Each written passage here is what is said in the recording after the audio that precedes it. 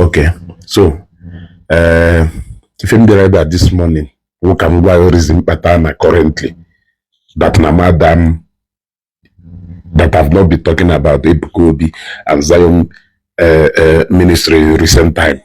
You know, go a lot of people go is gonna reason Jose Kumaka Ebuka na hazi Ebuka Obi, Evangelist Ebuka Obi na hazi ugo, and the Zion hazi ugo nika gugo na iku na one day nika ya gogo, blah blah blah blah blah blah blah and all that. Anyway, this is the reason pattern now the Kayasina in recent time. Nama Adeku Maka Evangelist Ebuka Obi. The reason is because the whole essence of everything name essence is because no some people switch we kwalungbono switch ha kwalungbono ha we hulum tututa we se na onyamuma dike manewu Evangelist Ebuka Obi na ministry Chineke jake we peputa ayangulu merito wiko despite all the good deeds and all the testimonies, miracles God did that ministry and that onyamuma weleme ekwensu we raise some people we jo na nwa mmadụ ayangulu merito wiko. You got to go. I will be near that we can never allow the kingdom of darkness and the kingdom of hell to prevail. You got to go. Unyo highway hopota na ngalaba. You got to go. We shepota kandaga nkigwe. And we zopiaba. Solisi chafono. And at the end of the day, you can see the victory of what has happened over the period of time. Over time, rather. You see, in recent time, and we go a lot of things short through their mouth. Ndine kweho wekweta. Ewotago. Ndelolo kamechalo funanya. Ewotal. Ebe ufodu nde nako na bubandi elu mechalo kowa the same tune. Aywa nako. Bawa the same dance step aywa na agba. Kerifo zo. Have you not noticed that in recent time, nobody is talking about Evangelist Ebuka Obi in a negative way again? Have you not noticed that? That no dokayase ni ikefa dagumba. No dokayase na many of them are submit go. Even they said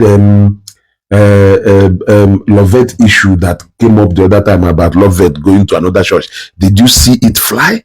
It did not fly because not just 1, 2, 3 out of mischievous of them or repentant. They can you white in the name of Naha Father. Now, did you see it fly? It did not fly because now those people are more so now even the target of those people naga against Evangelist Ebuka Obi in their mind. Sorry, they thought that the battle is just against Evangelist Ebuka Obi, without knowing that it is against the church itself. You know what I go? So, knowing fully well that not that akoko obido from the church, so many people pay attention to it, and that is how we do a national debt. You know what I go? So, what is the essence of talking when the enemies has been defeated? That is the idea. That is the idea. Nde na fabricate false stories and narratives. Ika agugofa. Nde nesi agogo mechalukweta. At the end of the day, anchani ne mechalukweta na the power of onye binenigwe the supreme is the supreme being, and nobody can ever change that. So onwolo na he kweta go kerizisi. You got to go. Have you not? It seems like now the 100 days closing of 3 days closing of 100 days fasting came this year though, remarkable for so many reasons, because no put a lot of doubt to rest. Only notice that it seems like now closing of the 3 days closing of 100 days fasting made this year set a new path, a new point. settle all manner of doubt, seeing the manifestation of what God used Evangelist Ebuka Obi to do in Ngobala, go see the people, the kind of light that ministry and shine. God may use that ministry when I shine upon our people. He feel clear. If God of Zion ministry can turn a dry land in people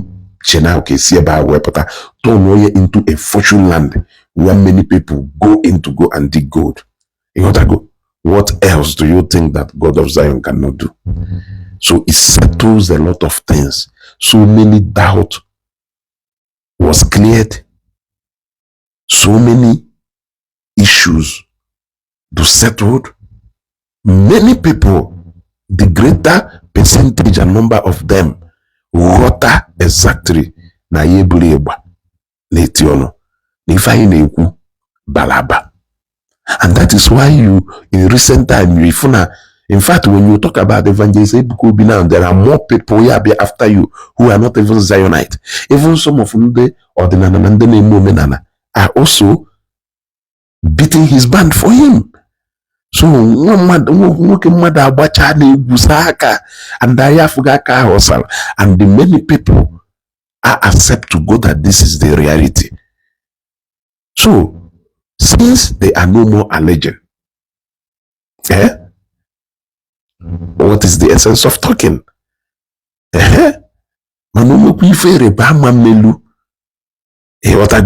Not if in terms of prophecy, miracle, and all that, because if I have not the symbol of Zion ministry, if I'm saying that now something unusual that we need to bring to you. We'll do that, and we do that with all. Our trumpet, you have to so loud. Our trumpet, you have to so loud. I'm proud of Evangelist Ebuka Obi, and I'm proud of Zion ministry, and I have no regret about that. I have no regret about that. So it is because na social media has been quiet of late. They got tired. Even Igbo senior 10 years from now, it is not even up to 2 years, and they are already tired. They are already tired. How many times can I forget a put on a Facebook headline everywhere, picture Evangelist Ebuka Obi and fly everywhere? How many times can I it will come everywhere to come. Go na one of you be kalaka no oversize donandamuma. Go. So all glory, and we are still here. In case if you are thinking that no, we go nowhere. We go nowhere. We go nowhere. Zion ministry. Zion ministry. Zion ministry. Can reserve for my asena ogologo kwadro no kambode. My happiness wona agwaram ndem mmado. Ike ka won. And then the child ike one chanide. And I'm going at Tashamketa. Yeah, I'm going at Tasham down. If I'm not uncle to that victory. To that victory. What I go, many people flee banner and they are accept to go malo in a good conversation with so many people. And you if I'm banana KG anyway. So only na Facebook because we want to get money on Facebook. I've said countlessly that my Facebook page is not monetized, but rather any issue pique interest in it, I must follow it to logical conclusion. Yes, especially the issues who study go very well. For what is my page for? Even the very page for, if not to use it to liberate people, if not to use it to clear doubt, if not to use it to stand for people, what else can I pay this page for? Since the page is not paying me, Facebook is not paying me, so not as if na any matter na eku about na neku so can engagement ka Facebook we na umogo fair page ya do monetized. You see, so when I believe in a cause, I will follow that cause to the last, and I'm very happy that now God of Zion ministry. A defeat go all the enemies of Zion ministry. You want to go? So share this video. Wahana, if I have a message from Israel, not to eh? God